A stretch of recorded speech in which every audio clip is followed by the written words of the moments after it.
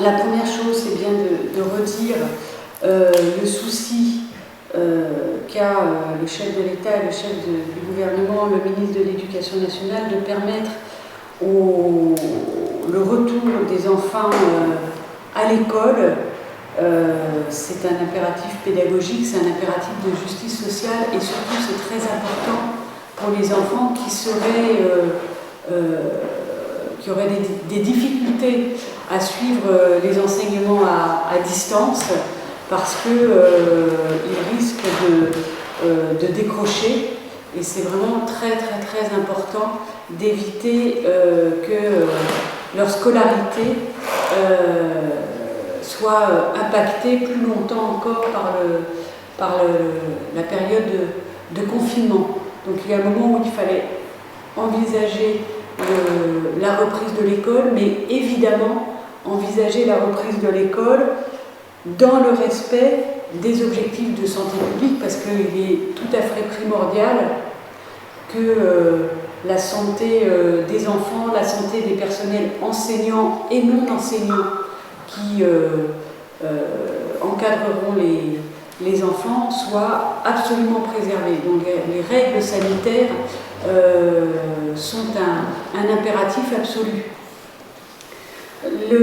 La reprise de l'école sera donc progressive. Elle commencera le 11 mai, si nous sommes effectivement en période, si nous entrons dans cette phase de déconfinement par la rentrée des enseignants, et le 12 mai par celle des enfants. Il s'agira des maternelles et des écoles primaires sur la base du volontariat. Et dans les départements qui seront classés verts, par les classes de 6e et 5e du collège. Dans ce premier temps, donc maternelle et primaire, et dans les départements en vert, seulement dans les départements en vert, les classes de 6e et 5e.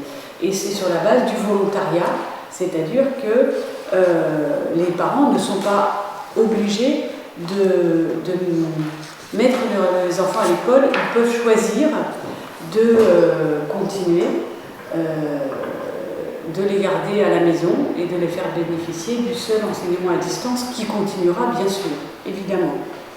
Donc, comme je le disais, les classes ouvriront dans des conditions sanitaires strictes, pas plus de 15 élèves par classe, une vie scolaire organisée autour du respect des gestes barrières, des mesures de distanciation physique, de mesures d'hygiène très strictes, avec le nettoyage, la désinfection des écoles, des classes, etc., selon un protocole sanitaire qui est en cours de finalisation. Et puis, les enseignants, les encadrants des établissements scolaires recevront des masques. L'État va fournir des masques à tous les adultes.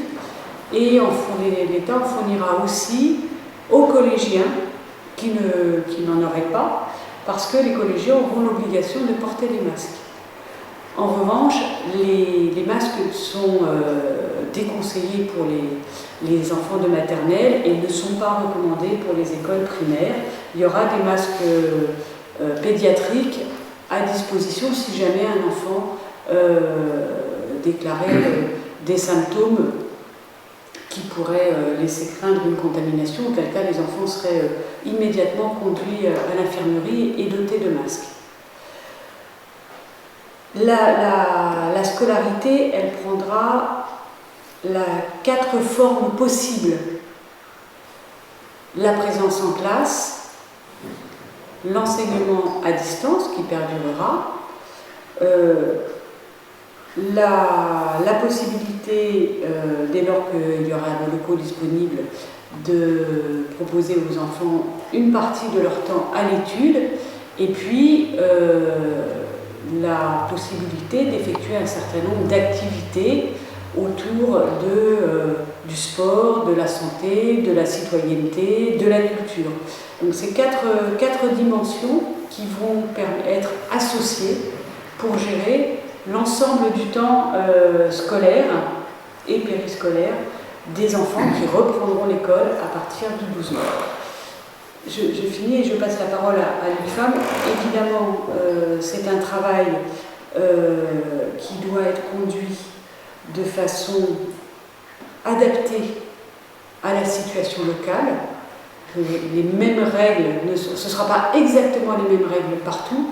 Il y a un travail important de concertation. Nous avons une première réunion ensemble hier avec les représentants des collectivités, départements et communes, parce que bien sûr les collectivités ont un rôle très important là-dessus aussi. Mais je vais vous passer la parole sur le secrétaire d'académie. Il y a également toute la concertation avec les directeurs d'établissement, les représentants des enseignants et des parents d'élèves. Donc, reprise pour les maternelles et les écoles primaires le 11, ainsi que pour les 6e et 5e des collèges, si nous sommes dans un département en vert. Les classes de 4e, 3e seront ouvertes en même temps que les lycées, lorsqu'il sera jugé que c'est le bon moment. La décision sera prise fin mai. Donc 4e, 3e, lycée, également les lycées professionnels, et même chose également pour les enseignements qui se déroulent dans les lycées, c'est-à-dire les classes de BTS, les classes préparatoires aux grandes écoles. La deuxième année ne reprendra pas avant l'été. Et vous l'avez dit aussi tout à l'heure dans une autre réunion, les formations pour adultes qui se passent dans les lycées.